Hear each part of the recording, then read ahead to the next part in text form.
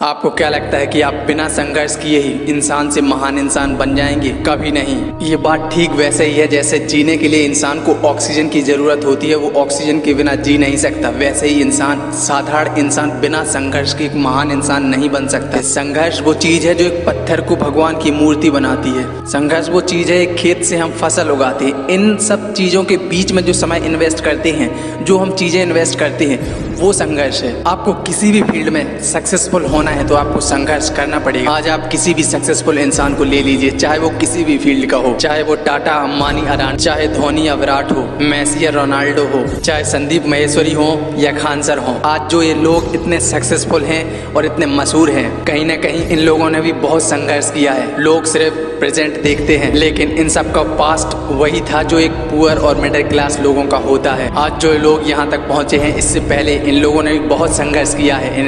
ये लोग अपने हालातों से लड़े हैं, तब जाके यहाँ पहुँचे हैं। आपको भी संघर्ष करना पड़ेगा। इस पूरी दुनिया में 10,000 से भी ज्यादा पक्षियों की प्रजातियां होती हैं, लेकिन इन्हीं पक्षियों में से एक पक्षी ऐसा होता है जिसकी एक अलग ही पहचान होती है, जो आसमानों को चीरकर 1000 किलोमीटर ऊपर 120 किलोमीटर प्रति घंटा की रफ्तार से उड़ता है, जो अपने वजन से कई गुना ज्यादा बड़े शिकार को पंजे में दबा के आसमान में उड़ जाता है। उसे पक्षियों का राजा कहा जाता है, जिसे हम बाज के नाम से जानते हैं। बाज ने इतना बड़ा मुकाम हासिल किया है, वो अपनी ट्रेनिंग। यदि आप भी इस दुनिया में एक मुकाम हासिल करना चाहते हैं, आपको बाज के संघर्ष के बारे में जरूर जानना चाहिए, क्योंकि 25 से 30 की उम्र में होने के बाद भी लोगों को रिस्क लेने से डर लगता है, लेकिन बाज के जीवन की शुरुआत ही रिस्क लेने से होती है। जहाँ पर बाकी पक्षियों के बच्चे चींची करना सीखते हैं, वहीं पर एक मादा बाज अपने बच्चों पंजे में दबाकर आसमानों के ऊपर ले जाती है उड़ाकर। वह अपने बच्चों को यह सिखाने के लिए ऊपर ले जाती है कि तुम आसमानों में ऊपर उड़ने के लिए बने हो, तुम एक बादशाह पक्षी बनने के लिए बने हो। मादा बाज अपने बच्चों को पंख में पंजे में दबाकर आसमानों में छोड़ देती है।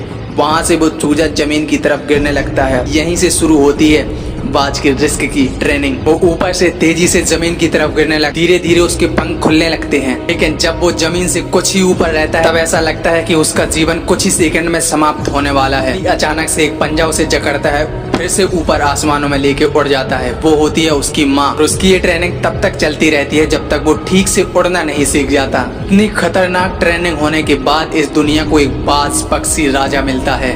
बारिश के मौसम में जहाँ पर सारे पक्षी एक आश्रय की तलाश करते हैं, वहीं पर बाज पक्षी आसमानों को चीरता हुआ ऊपर निकल जाता है और बादलों को चैलेंज करता है कि वर्ष ले, तू कितना बरसेगा। एक बाज की उम्र लगभग 70 साल होती है, लेकिन जब वह 40 साल का होता है तो उसकी जिंदगी मौत के समान हो जाती है, क्योंकि उसकी चोंच इतनी मुड़ जाती है कि वो शिकार को निगल नहीं पाता है। उसके पंख भी भारी हो जाते हैं और उसके शरीर से चिपक जाते हैं, जिससे उड़ पाना भी बहुत मुश्किल हो जाता है। उसके पंजे भी लंबे और लचीले हो जाते हैं, जिससे वो शिकार नहीं कर पाता है। यहाँ पर उसकी लाइफ में 2 रास्ते बचते हैं, या तो वो अपने शरीर को त्याग दे या दूसरों के छोड़े हुए भोजन को खा के दूसरों पर डिपेंड रहे। लेकिन वो तीसरा रास्ता अपनाता है, खुद को सबसे पीड़ा, सबसे दर्द वाला, अपने आप को फिर से स्थापित करने का नया रास्ता। वो अपने आप को एरिया की सबसे ऊंची चोटी पर ले जाता है और वहाँ पर अपना घोंसला बनाता है और अपनी चोंच को चट्टानों से मार मार कर तोड़ देता है, लहूलुहान कर देता है और इंतजार करता है एक नई चोंच आने का। और जब नई चोंच आ जाती है तो अपनी नई चोंच से उखाड़ फेंकता है अपने पंखों को और इंतजार करता है नए पंखों को आने का। अपने नाखूनों को उखाड़ के फेंक देता है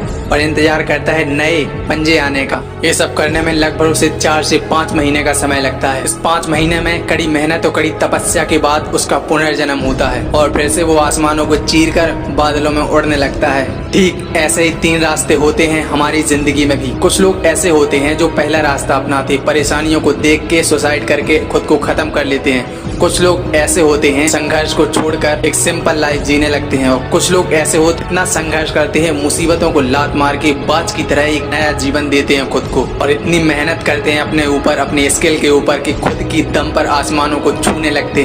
10,000 पक्षियों में से आखिर बाज ही राजा क्यों कहलाता है? क्योंकि उसने खतरनाक ट्रेनिंग ली होती है, वो रिस्क लेता है, आसमानों को चीरकर बादलों में उड़ता है, तब जाके पक्षियों का राजा कहलाता है बाज। आप अपने आप को इतना ट्रेंड कर लो कि लोग आपके बारे में सोचकर लोगों को पसीना आ जाए, तभी जाके आप अपने फील्ड के बादशाह कहलाएंगे। सफलता का कोई शॉर्टकट नहीं होता। यदि आपको इंसान से महान इंसान बनना है तो आपको संघर्ष करना पड़ेगा, हालातों से लड़ना पड़ेगा। आपके भी सपने पूरे होंगे, आप भी सक्सेसफुल जरूर होंगे। चलिए मिलते हैं अगले वीडियो में, तब तक के लिए जय हिंद, जय भारत।